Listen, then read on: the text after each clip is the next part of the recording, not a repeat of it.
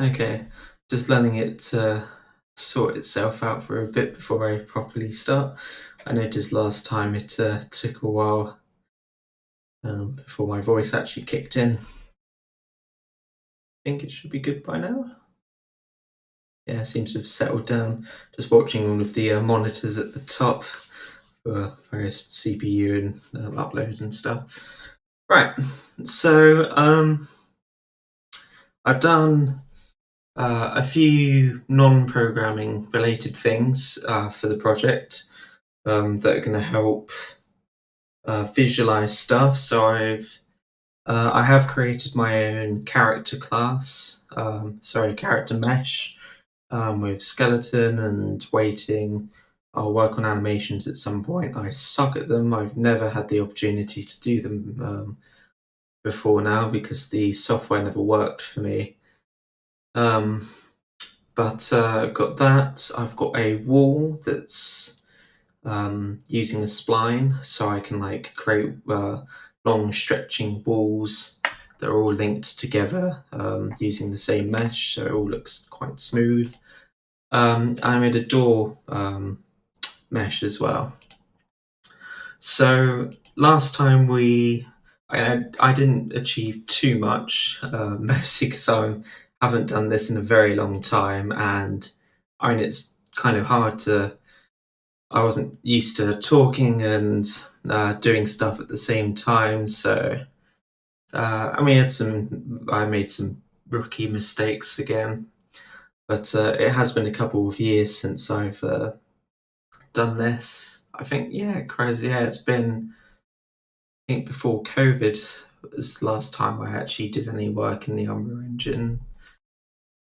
But the plan today is to cover a couple more Unreal Engine specific C++ features, bits of functionality and stuff that are going to be very useful and probably quite heavily used across most people's projects. So I'm just going to fire up the project.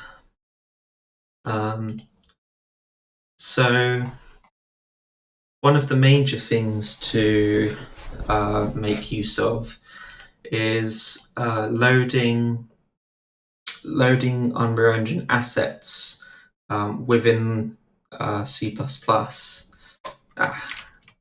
Cool. So yeah, this is the wall I made. It's in Cubicle. Yeah, it's whatever. I did this in about 5 minutes. The door's not too bad though. And it's like I said at the start, it's on the spline, so I can go to the spline, hold Alt, drag it out, and it keeps adding more wall segments. This is done in blueprints at the moment because I've never actually attempted to do this in C++ before.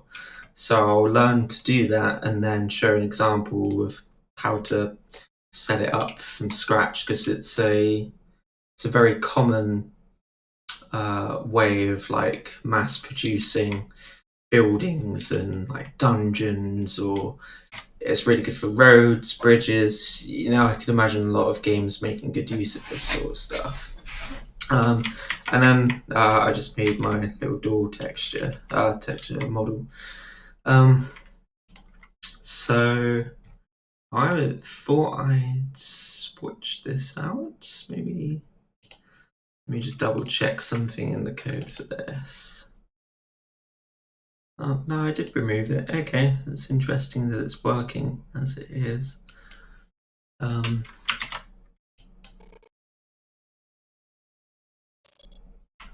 me just remove this and put it back. Yeah, that's what I thought it would have.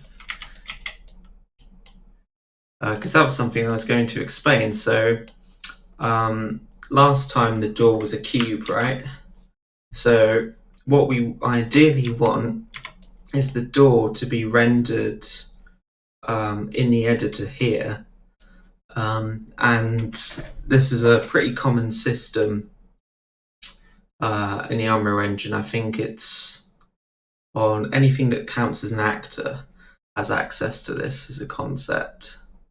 and it's so you've got the constructor of a class, same as in any language, which starts as soon as you create an instance of the class, obviously just before it gets actually created, and sets all of the properties.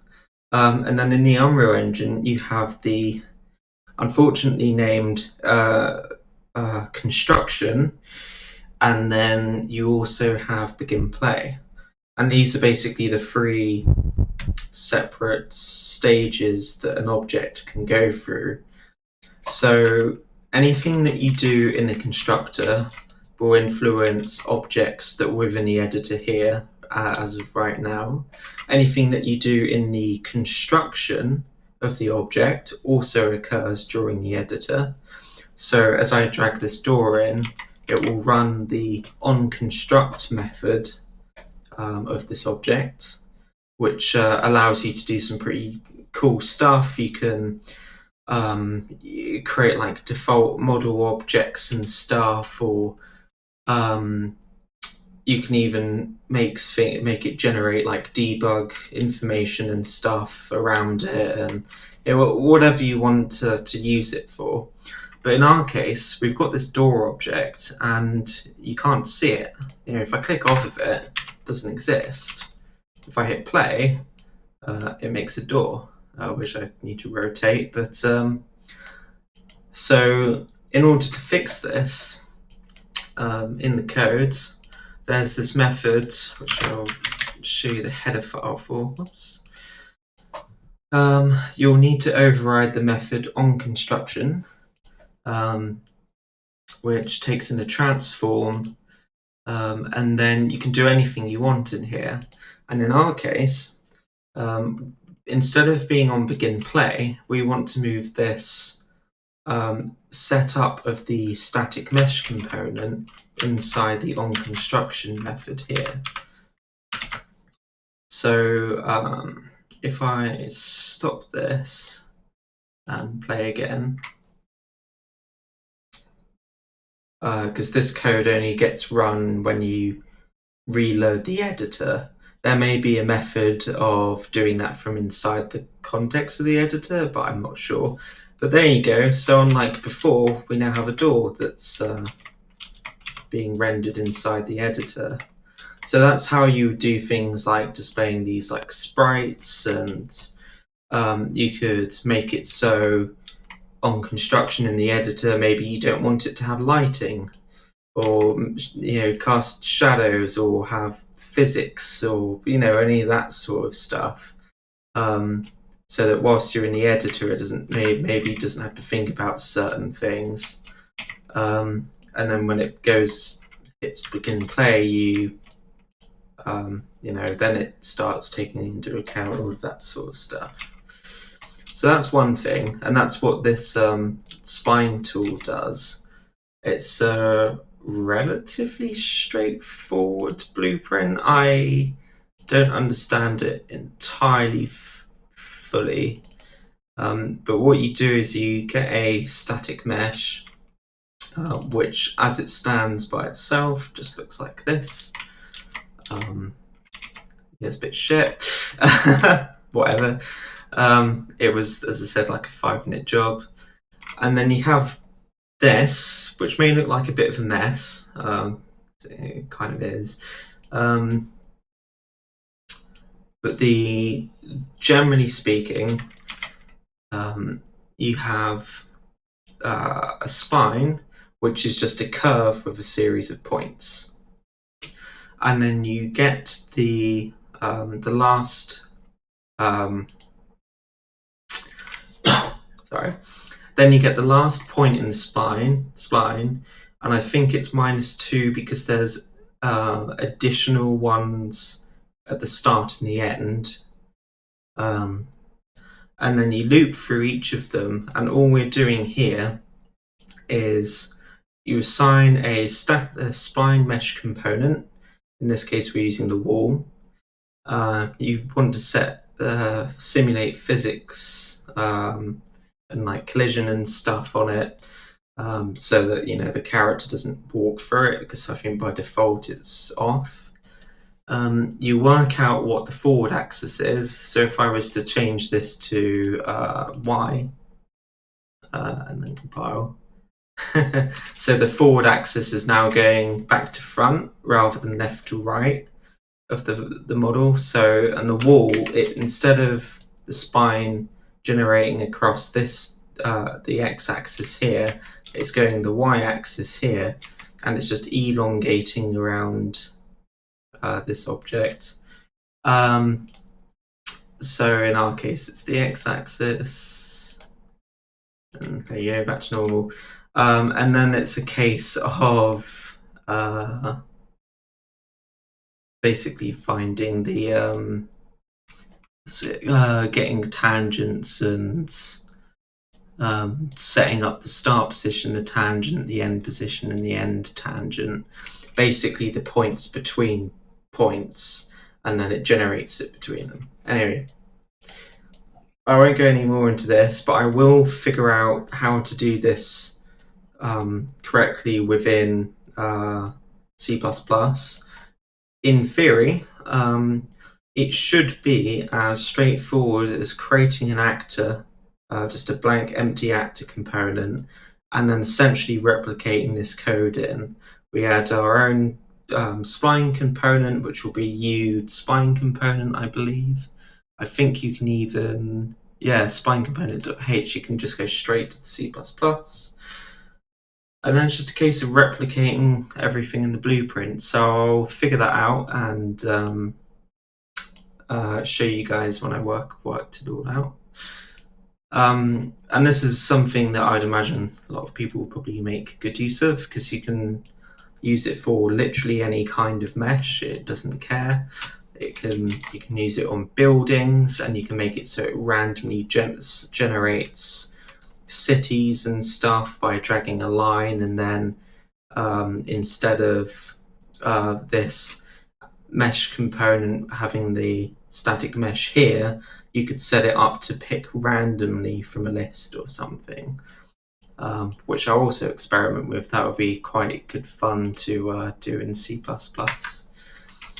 So the next significant thing, which will be quite useful, is learning how to load in things like this door static mesh from within the from C++. So in order to do this, the first thing I want to do is we have this interactable class. Now, ideally, not all interactables are going to be doors. And currently the door interactable, the blueprint here is of just a generic interactable. Now, different types of interactable objects are going to behave differently, and in order to change their behavior, we need to create an abstract class. We need to make the interactable class an abstract class. Now, unfortunately, in in the Unreal Engine, they don't have actual abstract classes. You have to do something quite different to be able to do essentially inheritance and abstract methods and things. So I will run through an example of that, because that's pretty key to how all of this works. So we're going to go into the C++ classes. I'm going to create a new C++ class derived from interactable, and this is just going to be called door. Right, hit create.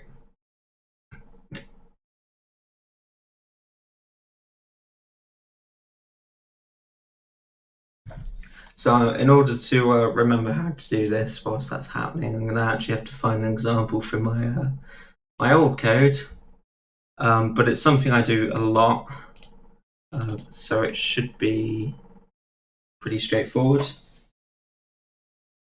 My computer seems to be randomly vibrating against something. Sorry, right, that's weird. Just ignore all. Right, so we're going to close this. So it's created almost nothing here. So I'm going to load up, I'm going to drag these. So this is my ability class from one of my other games. So this isn't an abstract class, but it has the concept. So here we go. So what you do is you create a virtual method with, whatever you want in it, for normal parameters and stuff. But the key is you need to, what do you call this? You need to create the body within the header file and have this check in here that essentially forces any class that inherits from this to override the this activate method. So I'm just going to straight up copy this and then change it. So we go into our interactable header.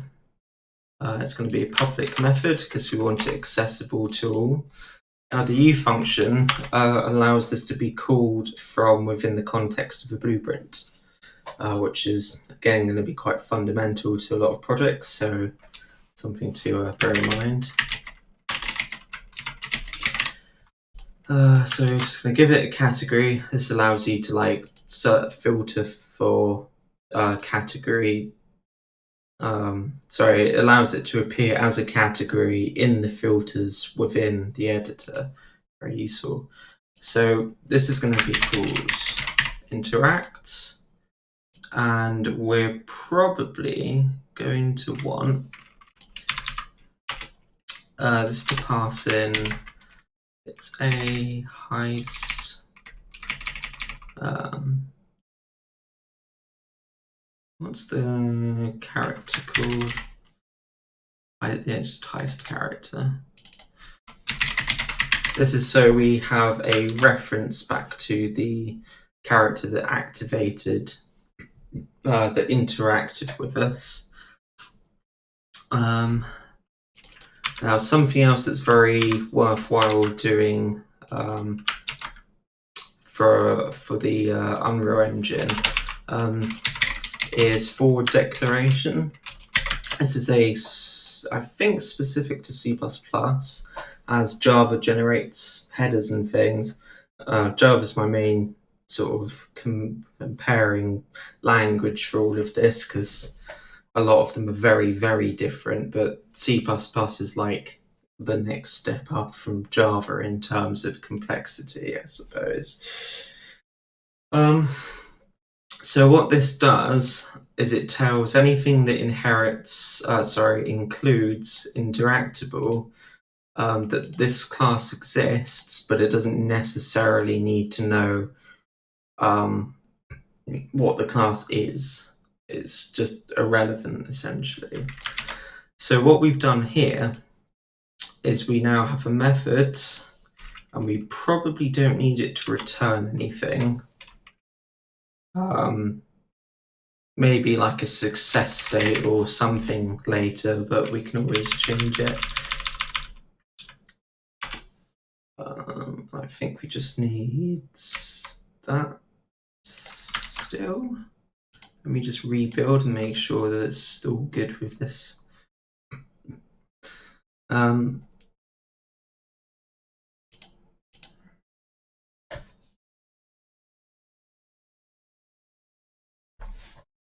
Right.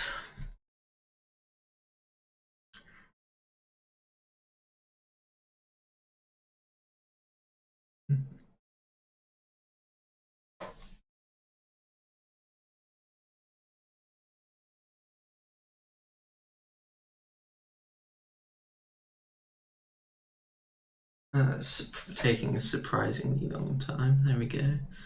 Let me close some things down here.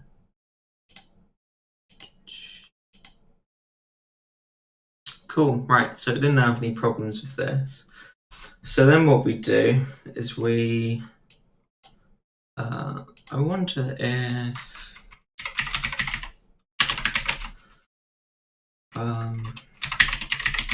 virtual void, will it find it? No, it won't. We'll have to I think this also, we also need to include the heist character as a concept at some point. Anytime you're ready, there we go. But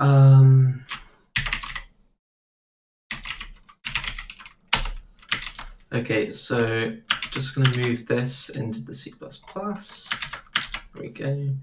I'm going to do the same for here. So this allows, this makes it so when the C++ is generated, the is compiled, it then actually knows what the heist character class is. We're also going to need to put this inside the door.h. And then we're going to need to copy, just straight up take this. And now this time we do override. And then because I've got visual assist, I can just do, oh my god, the mouse is going all over the shop. Create implementation, which just simply creates a body for the method inside the C++ file. So now we've got this class of door, and we also want a constructor for the door. I think the constructors for the let's go in. It has to be public. Okay, well, of course it does. I'd be stupid otherwise. Okay, and do the same here. Oh my god, right, sorry, my mouse sensitivity is up like 4 billion%. There we go.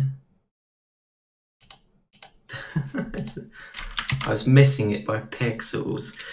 Okay, so now we have this concept of a door, which is of type interactable, right? Really straightforward.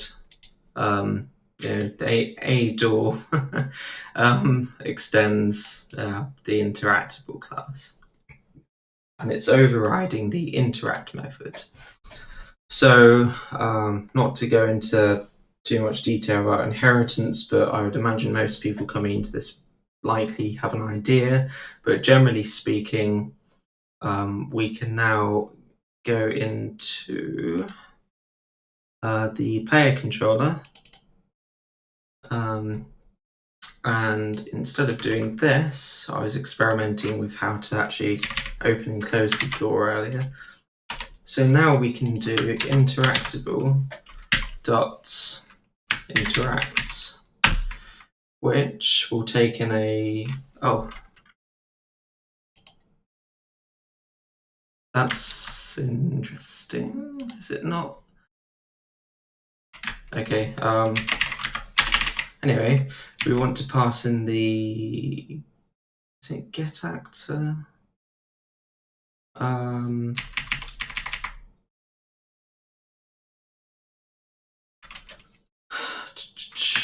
Owner.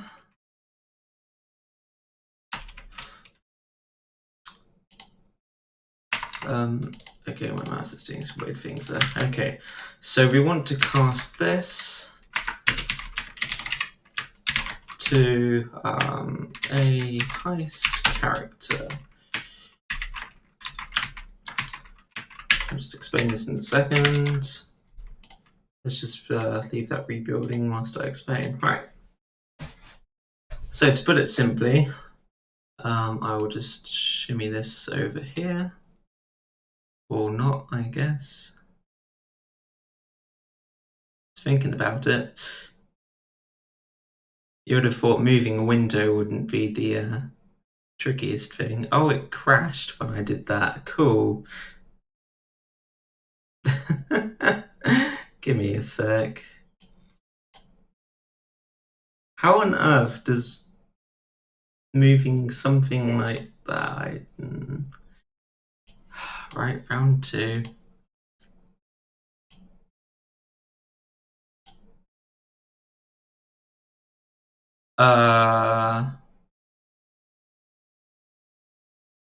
Okay, maybe it's a legitimate bug in Visual Studio. That's not good. That's going to be quite problematic later. Alright. I will refrain from trying to do that, though I might forget later because it's pretty much all I use for some of the more complicated stuff. Okay, so just to explain, so we've now got an interactable class here, and we've right-clicked on it, which is what this method is for, and then we are running the interact method on the interactable, passing in the controller's owner, which will, in our case, always be an A-heist character. So we're safe to always cast this. If you had multiple classes, you would need to obviously switch, determine which one it is, or using a more basic class. Unfortunately, Visual all of its data engine. Anywho, so yeah, this is going to go a lot slower now because it's having to parse the entire Unreal Engine. I don't know why it's lost all of its libraries, but whatever. And we'll run the equivalent interact on the door C++, because it's, when we go into the blueprints and make it of type door, so it will come into this line. It's going to make this a very slow process. It's using a significant amount of CPU to do it. I have to be pretty with it. Well, that's a lot of things. And concept. Did I remove the? Oh, I guess I did. Yeah, the logging. Oh no, here it is. Here, just cancel the work.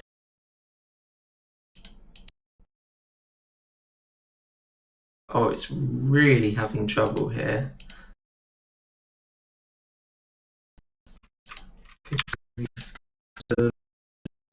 Problem. Is it perhaps running other instances of it? Let me just have a look. The others may not have closed properly. Yeah, my CPU usage is at 99%. Damn. Okay, I'm just going to close Visual Studio. Check there's no other things running, killing it off.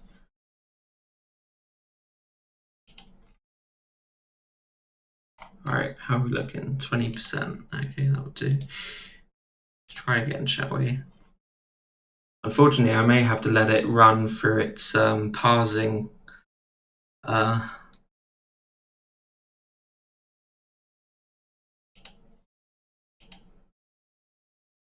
In maybe. Oh dear. That's unfortunate. Okay, I'll rebuild this. Leave it this time. Let it run its course.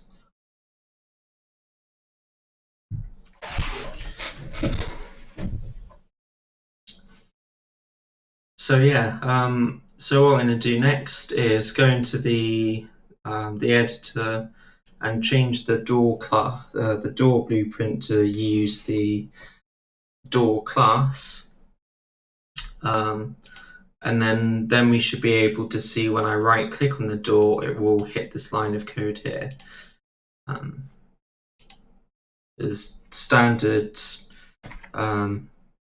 object-orientated inheritance, basically, which you unfortunately have to do some specific checks and stuff to make sure that all of your subclasses override. So unfortunately, you can't make classes abstract like you would in a normal way. So just okay, it's trying to do both at the same time. I don't like the sound of that. 98% CPU trying to do this.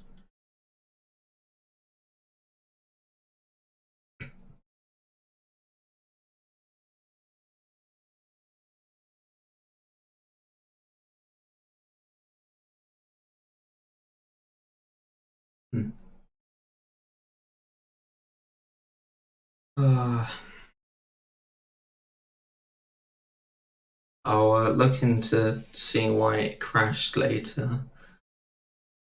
It's really irritating because most of the code doesn't go past about the center of the screen, so it's really nice to have multiple windows open side by side, especially if you're trying to like replicate something or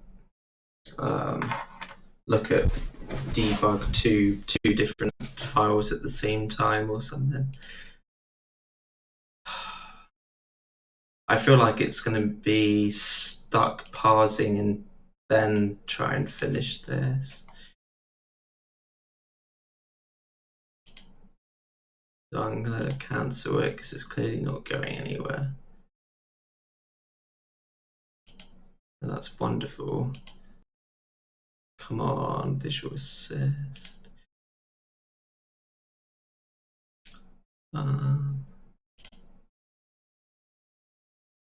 Okay, yeah, that's great.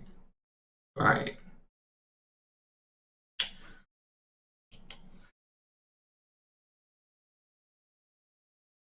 Yep, I think I'm going to have to leave this running. Well, that's really shit. It's using up all of my CPU, just scanning all of the files again from scratch. And believe me, there's several thousand files in the Unreal Engine. You can see them all pretty much in here. Just thousands and thousands and thousands of them. Some of these only have like one or two classes, but it's pretty cool though. You can come through here and go like, oh, I wonder what's in here, and there it is. All straight from the Unreal Engine, which is quite useful to, in some respects, see how they attempt to do things. Obviously, there's not going to be many game-specific code in here. It's all for the engine. But if you're having trouble, I don't know, seeing how certain default UI components are made, you could actually look in the code for how the UI is generated on the screen and like understand how it places objects and stuff, or have a look how the materials interact with all of their nodes and stuff.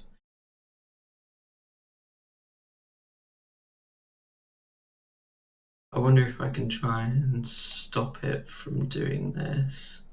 I may have to stop and come back later at this rate.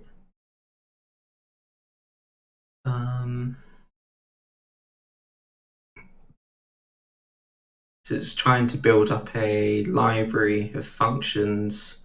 It's reading every single header file. So when I hit Control Space, it can auto-populate classes, all of their functions and attributes and stuff. It's very clever, but of course it needs to do a lot of information gathering before it can go anywhere. So. It's really pissing me off. I was making some really solid progress there. I wish this would just get on with it. I don't know what more I can do here. Last time I ran this yesterday, before I did my first stream, and it took nearly 20 minutes, I think. It was kind of hard to tell. I just kind of left it on running in the background, but come on. I'll give it a couple more minutes, but there's no point hitting build whilst it's using like all of my CPU.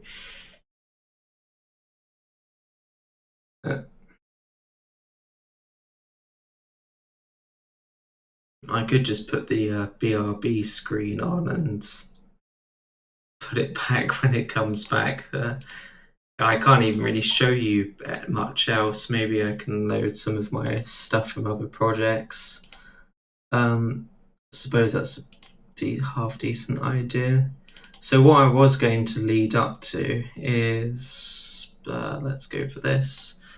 So where this is where you'd be, this is me basically going to be explaining how to do what are we going for here? How to set up objects, assets from within the Unreal Engine itself, right? So you use this constructor helper sort of library of functions. You use the object finder, you tell it what type of class it is, you give it the object name, and then you basically give it a file path. And from the editor's perspective, you can right click on an asset and go copy asset reference, I believe. And then you literally just paste it straight into here. And then you can assign classes to, you can assign like pointers to blueprints or like a static mesh or a skeletal mesh, sounds. I think I've got examples kind of one of everything-ish. I can't remember if I've done sound files or anything here. But generally speaking, because this is a template method, you can use it to find literally anything. So I also just, this needs to call back to super.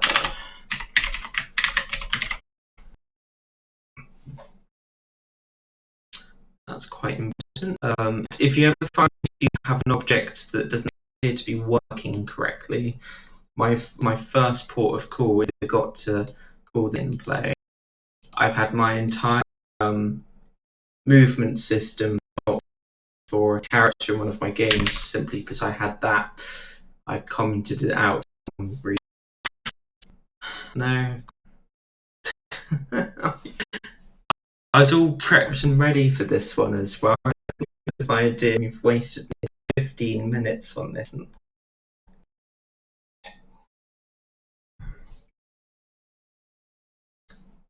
Is it still like dominating my CPU? Yep. 98%. Wonderful. I would stop it, but I'm going to have to do it anyway. And do stream. Let's see if there's anything else. I'll just try and run through code whilst I'm here. Let's go. So we're going to want to get to the stage where we start doing like some UI and stuff, right? Now, I've never been particularly good at UI in the Unreal Engine. I could make it work, but it never, I think there's always been a better way to approach it, but just for the sake of it, in theory, let's go with the Quest UI class. No, that's pretty bare bones. Inventory, perhaps. Still kind of, I don't know what we'll do. So let's say you wanted to create, it's going to appear inside the player's HUD, or even outside the world, you can also do that as well. So what you do, you get this object, user widget, which is the base class for the sort of our custom UI for the Unreal Engine. This allows you to do things like in like boxes and actual UI you could imagine, basically. From within C++ seems a little ludicrous. So we used it for its functions, creating functionality for to make use of, essentially. I think there might be one which is a bit more complicated that I can make use of. These are all just getters and setters, basically. This perhaps? Yeah, okay, so I was using, this is the facts blueprint, which is essentially the player's health bar, their name, nature. So one is created essentially like helper functions, and this is like in an MMO cast bar, like a channeled spell casting bar, right? And they come in whether they're the ability they're using, check whether it's a channel, and then calculate their percentage. This will be used on the UI bar, essentially. And then I've got this like the health bar. So this is a method simply to change the health bar's color. So and it's for me or enemy or allies. I think which basically whatever. So yeah, I would have thought it had been finished by now. It's really awkward because there's not much I can really show whilst this is happening, and I don't know.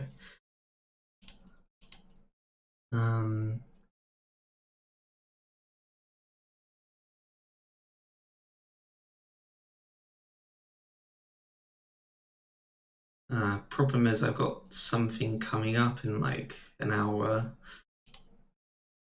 that I need to be ready for. I doubt it's going to take that long, but it also seems equally pointless to stop the stream and start a new one like in 20 minutes time or if only it used something other than CPU, they've at least been playing a game or something in the background. Try and think of something else useful.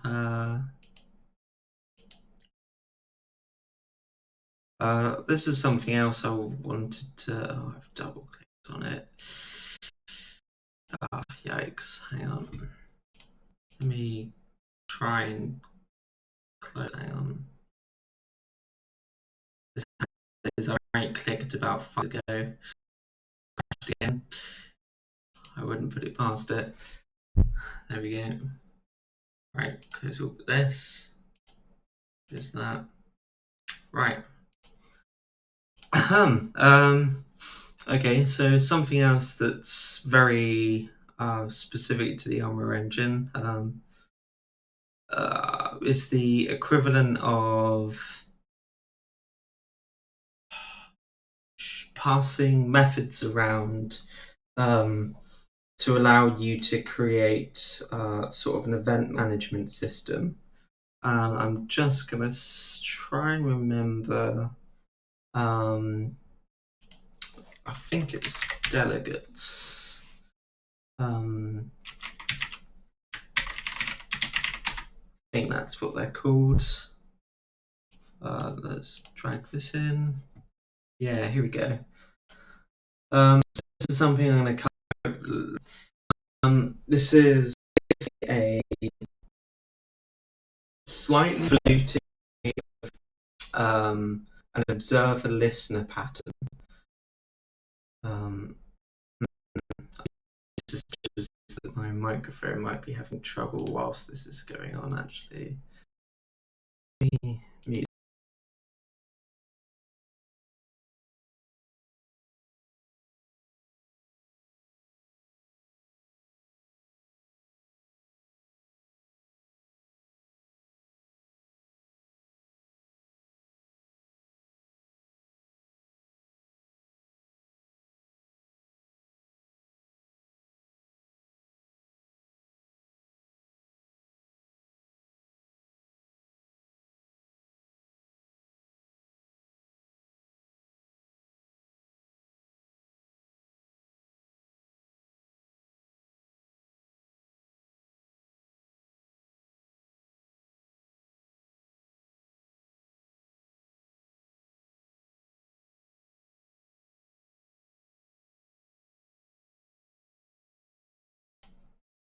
Okay, it doesn't look like I can listen to myself whilst that's going on.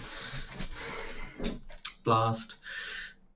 Alright, anyway, so back to delegates. So this is, as I said before, this is something for to allow you to create an observer-listener pattern,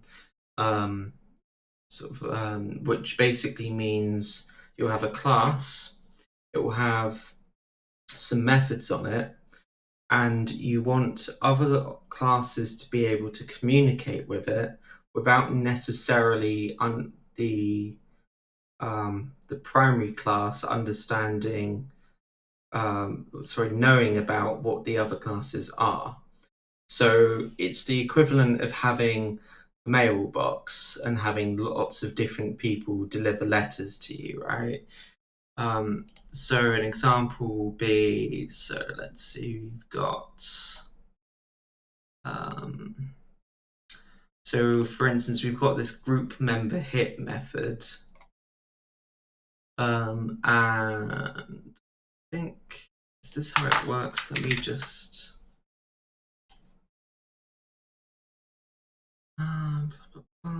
just find an example of where I'm using it. Might not actually be inside this class. No, here we go. Okay, so group member hit. So what this does, so if I go up here, we've got this what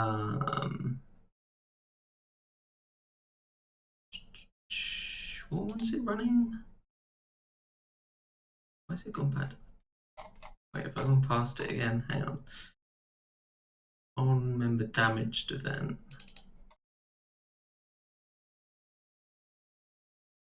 Oh no, have I forgotten how these work? It is bound broadcast. Oh no, sorry, it's defined down here. Here we go, right, so that's where I was going wrong. Alright, round two.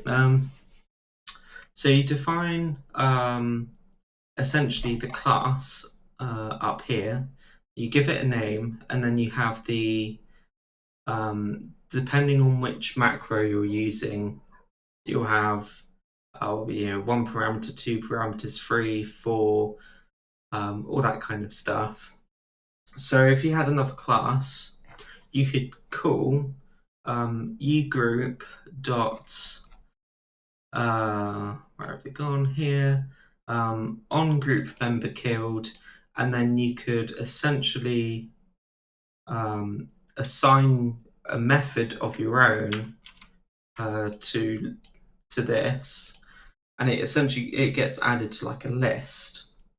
And then when that list is when this method is run, this broadcast will loop through all of the appropriate classes that have instances of classes that have assigned themselves to this, and they'll all get this method run. Basically, it's a very, very powerful system, and it's very good for say you had an ability that only triggered when a certain thing happened.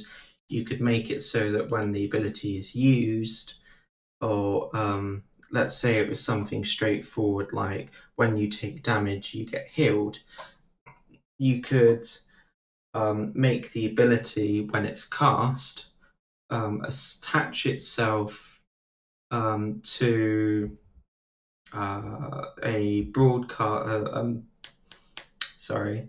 a delegate on the character class that will go, hey, I've just taken damage. And then you'll go, and then in your class you'll get, I've taken damage, and then you respond accordingly. Seems to have finished now, so we can actually start. Sorry about all of that nonsense. Let's go back into here. All right, so this is what all the fuss is about. It's just making something that can be right-clicked.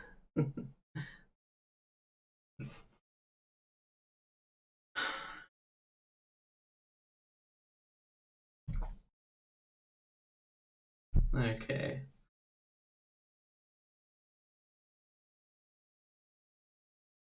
Just gotta wait for it to build.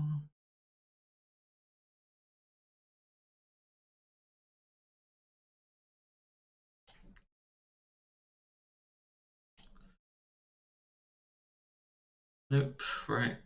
Yeah, I thought I would have forgotten something. Yeah. Round 2. Perfect.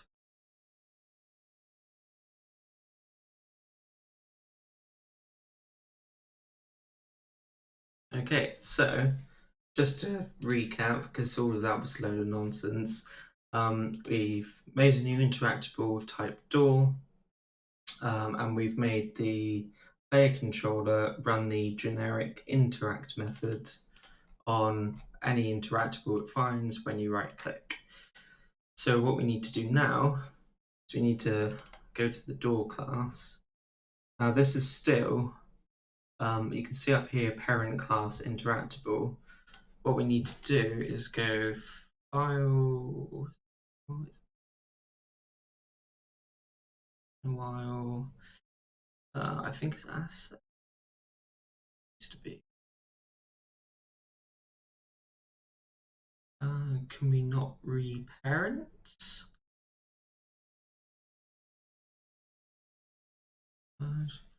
There used to be an option where you reparent the class.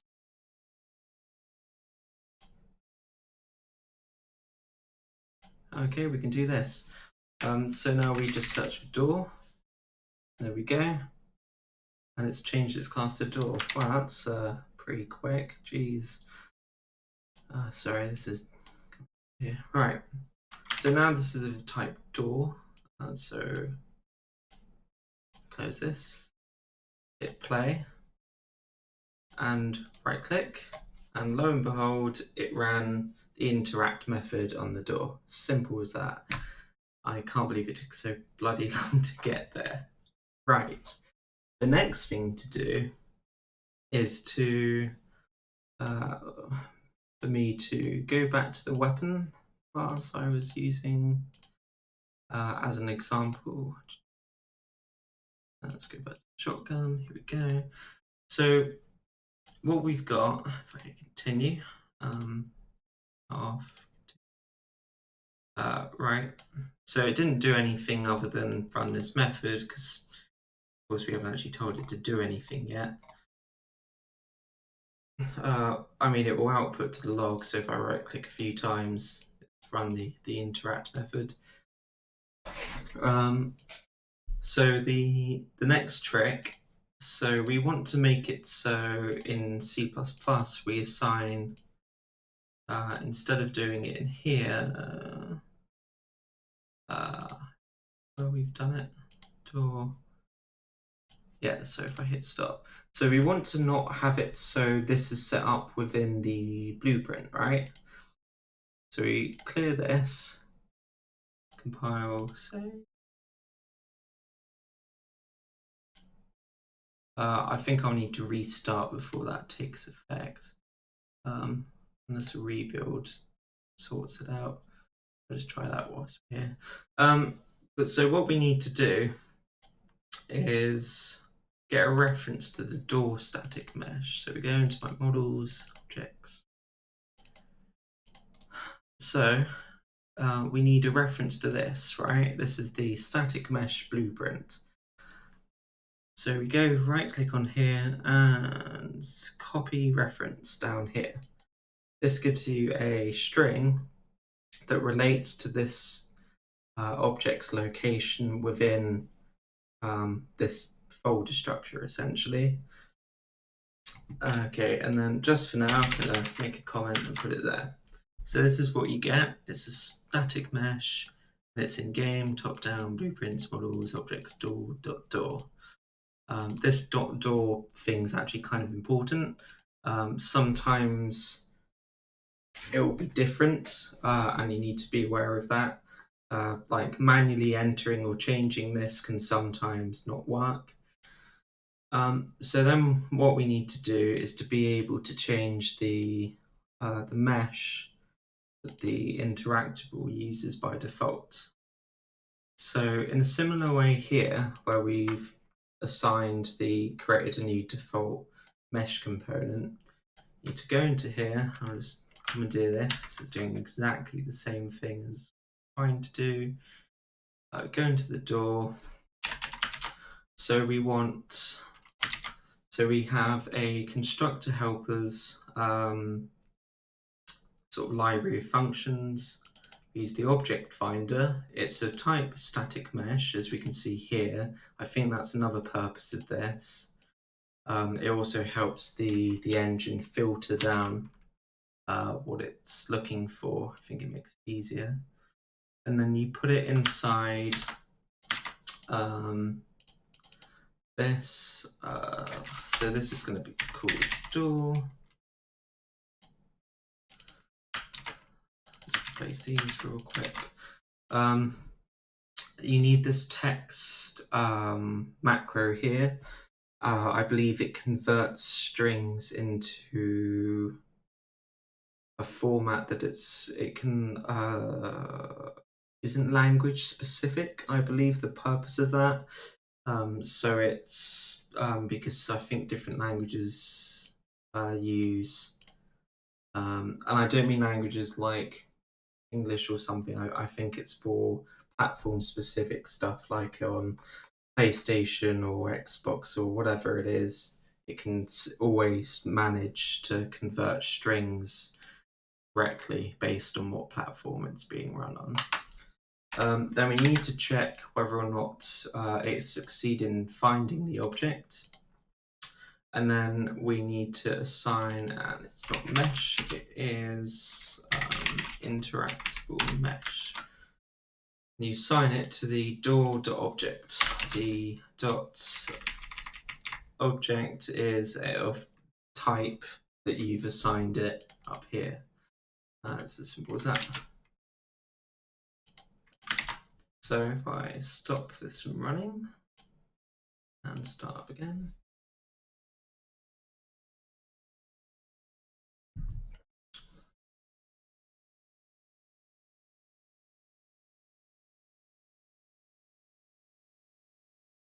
And there you go. It's still there, even though in the in here, hopefully, so it's even assigned it in here as well. So and just to prove that it even to prove to myself that it's working like that, just create a new thing called door 2, drag it in, and lo and behold, we have a door. Simple as that, really. And that's all thanks to the combination of so assigning the static mesh in the constructor and making it so that the static mesh is assigned during the onConstruction method rather than in the begin play or the constructor. And that's how it should be, basically. So from now on, anytime, so if I was to create another interactable, which would be like a lever, I'd do exactly the same process that we did with the door, and instead change this to be point to the lever asset, and then the interact method would again be different to the doors interact. So now I'm going to very simply steal this and put this in here. So obviously doors, when you open them, tend to, move in some way. This set actor rotation should this is this is a rotator, and it's changing the yaw value, which is it moving horizontally relative to sort of relative to the ground. So if we close that, and if we hit play, sorry, I need to recompile. Oh, so all we're doing, setting the rotation, hit play, right click, the door opens.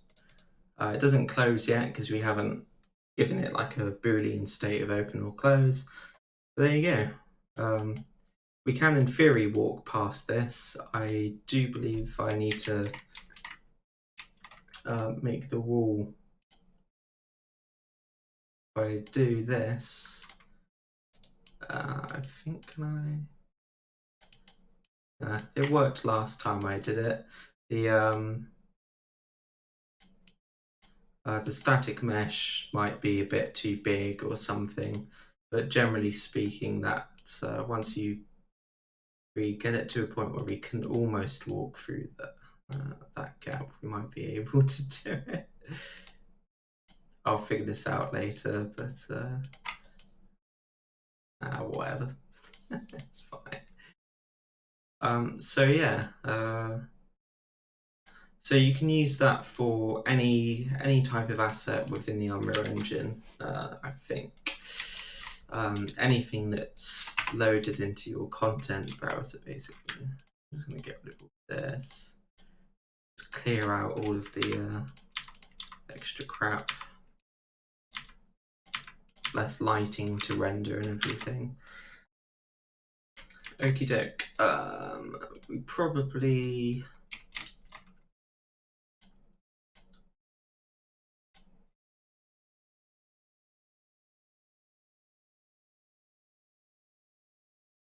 There we go. A bit less. I just wanted it slightly less glaringly bright. If I just rebuild this. Okay. So let's think what's next. So I may as well quickly do the code for the lever component, and we could make the lever component open and close the door. Actually, that would be quite good. I'll call it there, and then probably come back on later again or something. So like before, we're going to do actually it's probably easier to do it from here. So I'm going to go into the C++ classes, and I'm going to make a new subclass of interactable. This is just going to be called lever. Should be real quick and dirty, basically. And we can pretty much copy and paste all the code from door, replace door with lever, if appropriate. This is what I normally end up doing. Mostly because I'm lazy, but it's also more efficient. So, so we stop this. So we don't care about that. I probably need that at some point. So we're going to want to go to the doors header file. Close down the group. Wonderful. For those who aren't aware, if you do Control K and O, it swaps between the header and C++ file.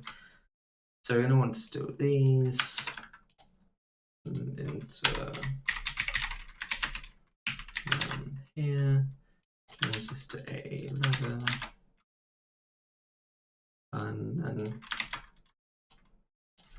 I wanted to get the super on, so it calls base class.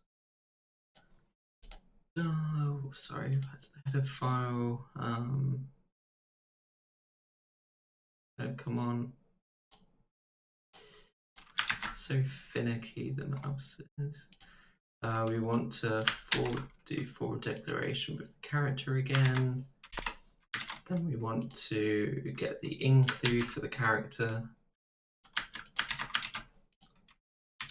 So yeah, so now we've got this concept of a lever. So what we can do, which is quite fun here. So let's make it so the lever opens the door. So of course this won't have a 3D model, a static mesh yet because I haven't made one. I could do that pretty quickly, I imagine. Actually, I might just, this is the application I've been using, Cubicle. It's really good for doing really quick and dirty models that just work. Let's go something like 7 by 7 by 7, just to, oh, okay, oh.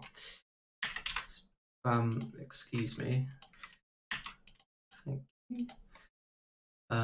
Just go into here, rectangle. So now let's make it a light grayish. Just gonna do this.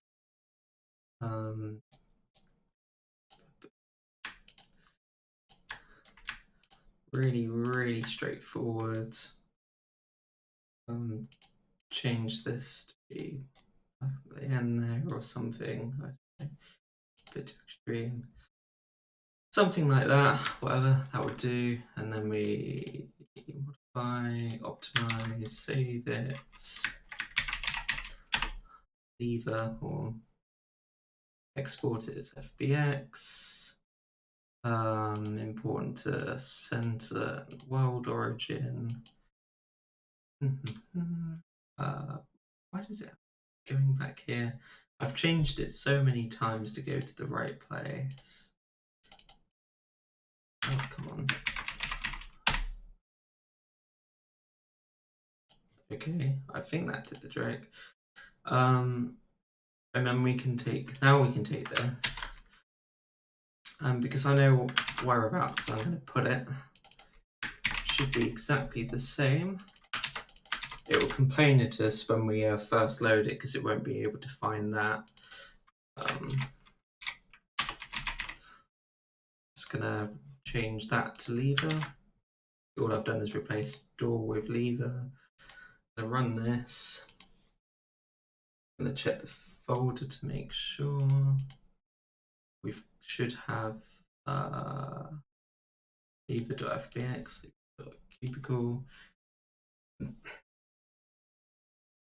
Yeah, failed to find, that's fine because it doesn't actually exist. Go into the content. So we're in blueprints, models, objects, import, lever, import all. It's going to be absolutely tiny, right? So this is a problem. So you can't even see it. It doesn't even render on the screen. So if you ever have problems with imports, because they're very small files, which is great because they load really quickly, but you can increase the scale so it defaults to 0.1 for some reason. There we go. Cool, right, so within the space of a minute or so, we've got a lever, right? So let's make this lever open and close this door. So all we're going to do is go into the levers code here. So we want this to link to another interactable, right?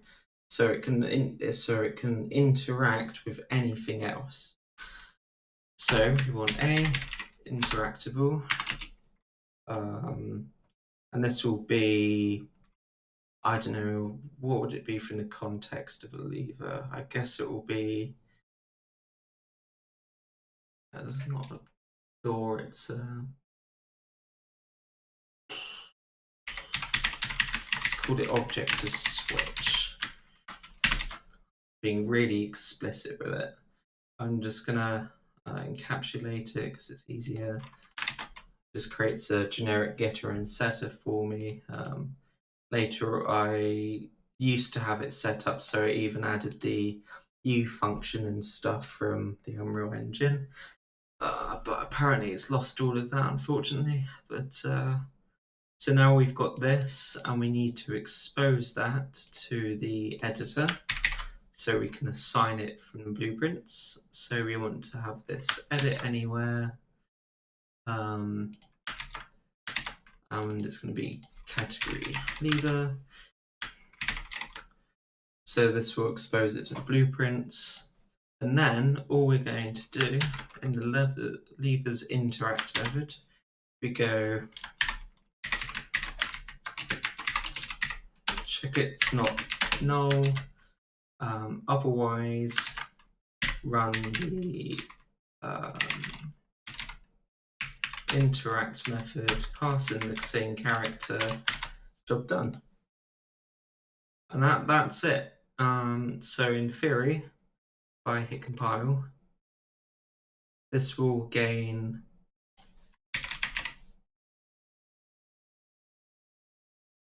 a new category.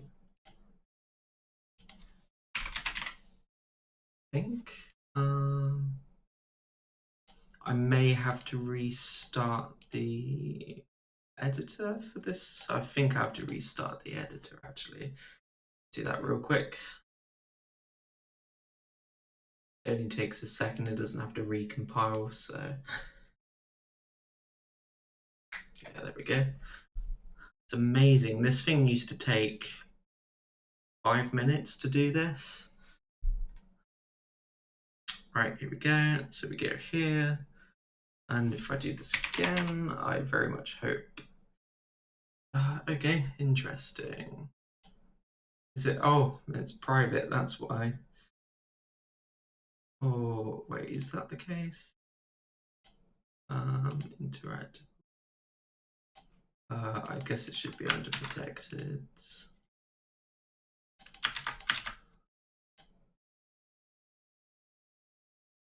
Yeah, because I can edit everything there. It could have just been that it wasn't under protected. Or I've not named the category correctly. No, it's yeah.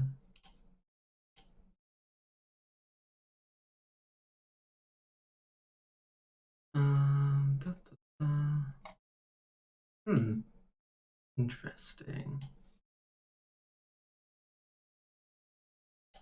Okay, let's delete this. Another one in.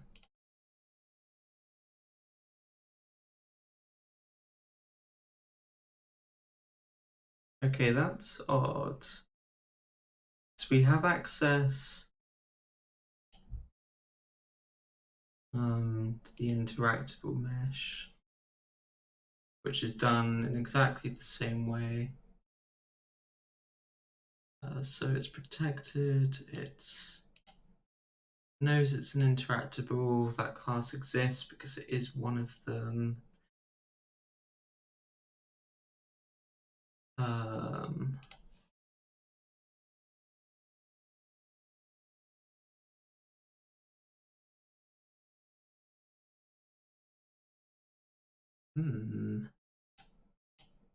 Peculiar.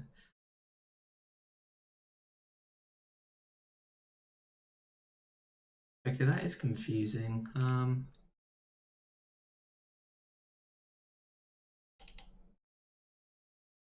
we see it in here? Oh, sorry, that's not the object. Blueprint. Oh, sorry. All right, my bad. I know exactly what I've done wrong. Let me just delete all two. that was the just the raw static mesh. I'm being stupid. Right. Lever, perfect. And object to switch. Ideal. So here we go. So if I rotate this thing around, put it near the door, it's irrelevant where it is. Obviously, it just looks better. And then you can actually use the pick an actor from scene, door 2. It's selected door. I hit play, I right click, and the door opens. There you go. Really, really straightforward code, like lines, just couple of lines between all of these methods, you know. And then just to backtrack, that's going from the interact input, interact method, detecting that it's an interactable under the mouse, calling the interact method on the base class. But it's being overridden by the subclass of lever, which is here. And then the lever is going, get me the object which I'm switching. I'll probably think of a better name sometime.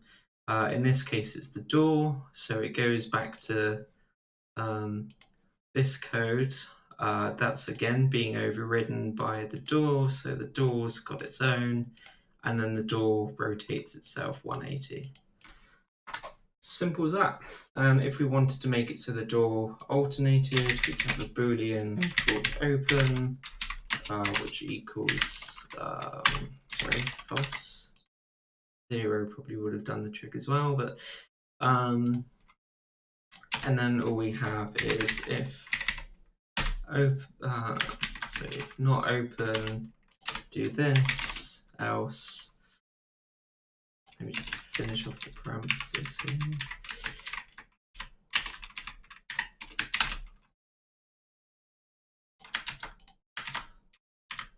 And then set this back to 0. This is open the door, close the door, recompile the code, stop this, compile the code. Hopefully this is all coming through okay, a lot better than last time, I hope. I just keep seeming to get unlucky with various things, and now I can right click. Oh, sorry. Forgot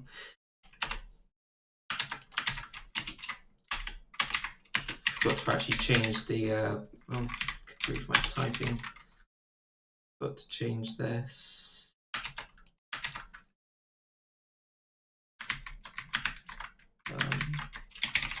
Sorry, it needs to actually switch the state, of course. Stop file.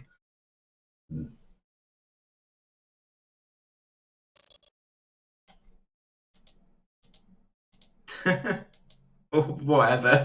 It's this probably needs to be 90, I suppose. And it works. You might faff around with the values all day, it's kind of irrelevant, but just whilst we're here. Oh, okay, it'll be 270. I think it's going to be useful to show me actually kind of doing bug fixing-ish. If I get too stuck on something, I may just stop and do it offline. Round 2. Okay.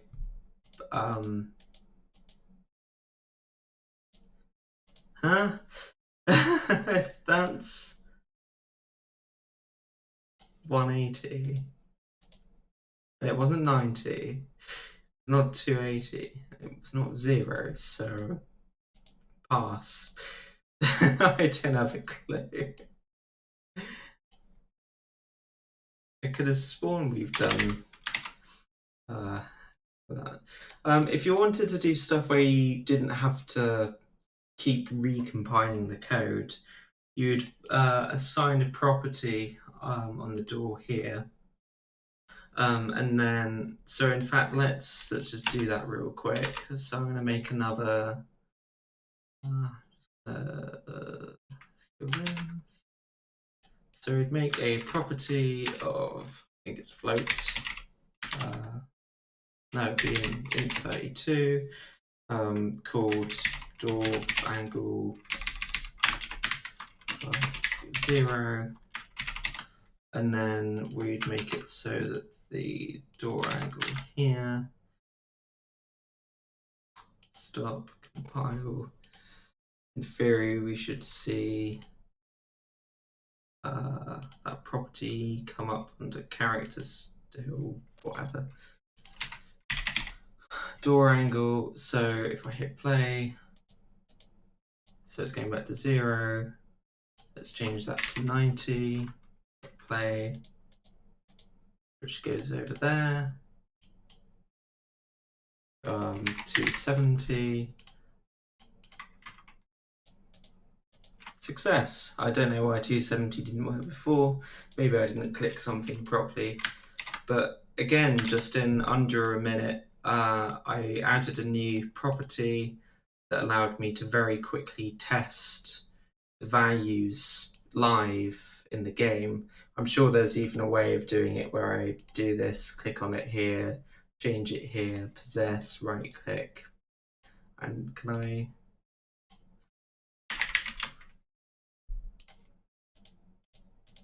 Yeah, there you go. So you can just eject yourself from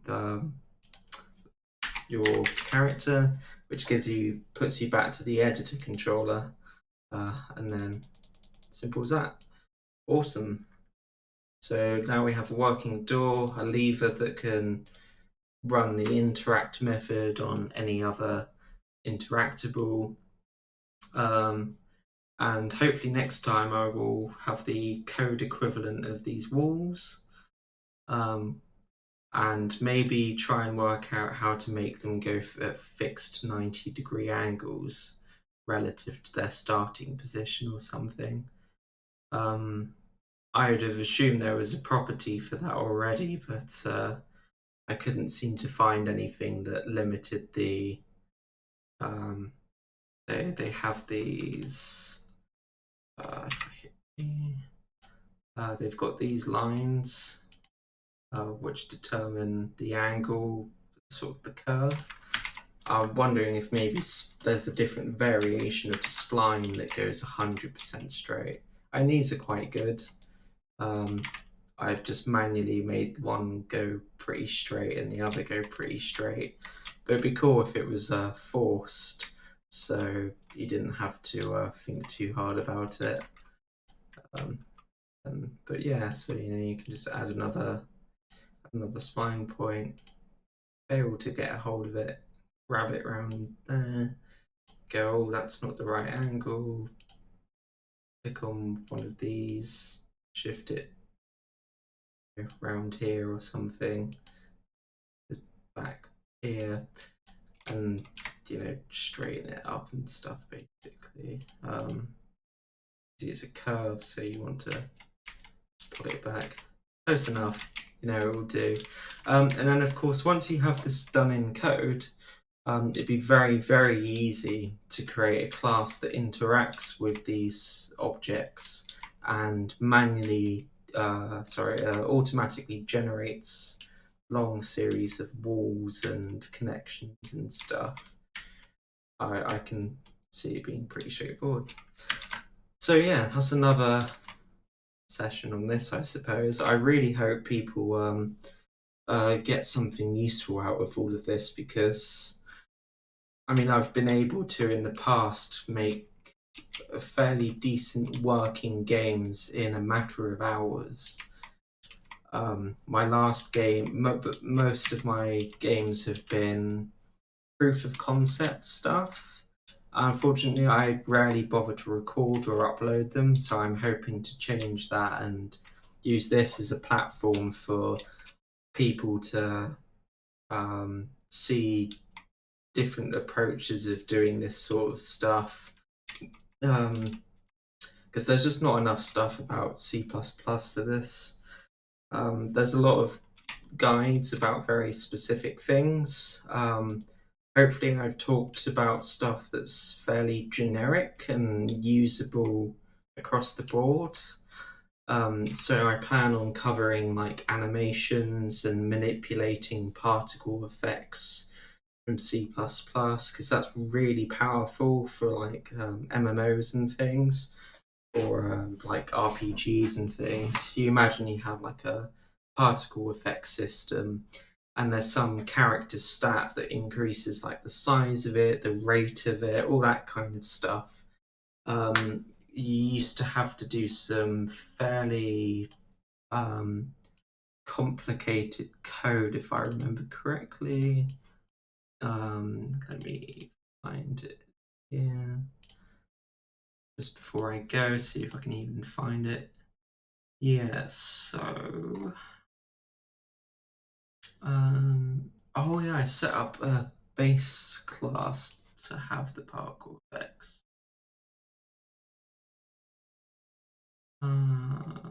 See if there's anything in here.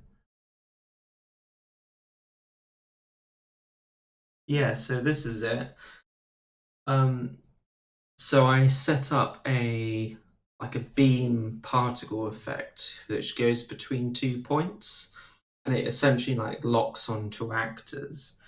And the idea was it was for like a healing particle effect, big stream of green beams going towards someone.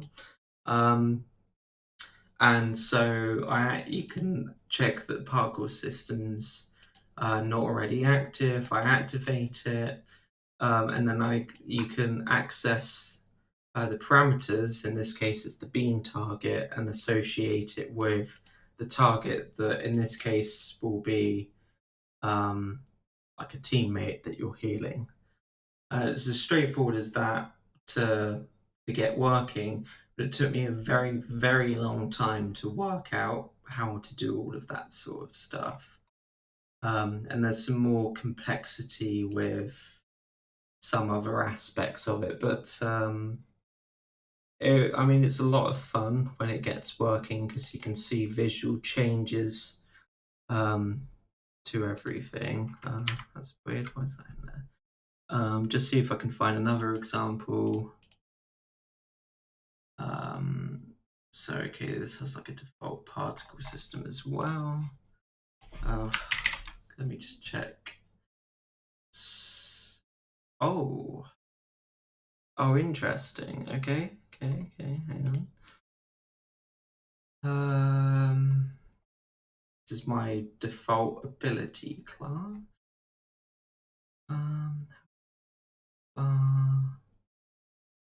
Ability.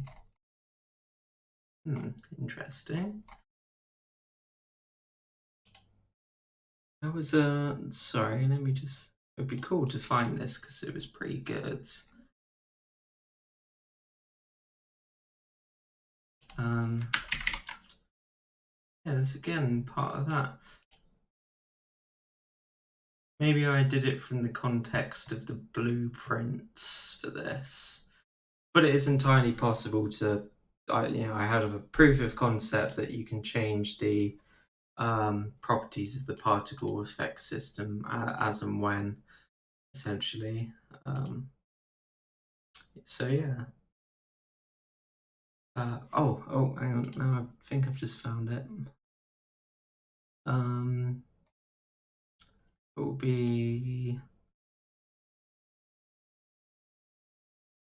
Oh no, it's this.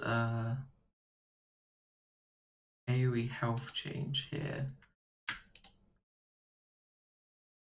Can I not go to it? No, okay.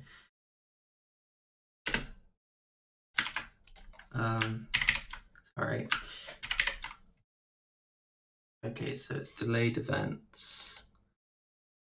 Here we go. So yeah, here we go. So it sets up a particle system, and then works out the location, health change, creates a debug sphere. Here we go. So yeah, you set different types of parameters. So when you create a particle system, you have, well, this is before I think it's the Niagara particle effect system. And you basically find properties by name and pass in types of parameters, and it would convert them appropriately. And then this would create like an AoE healing ability, and it would change in size and rate based on the stats of the healer casting it, basically. Right, I'm going to stop now. I apologise for the large section in the middle that went horribly wrong, but I've achieved a lot more than I did in the last videos, so yeah. Alright, I will probably do this again tomorrow, and I might have some more 3D models and stuff to represent things. So yeah, I'll call it there.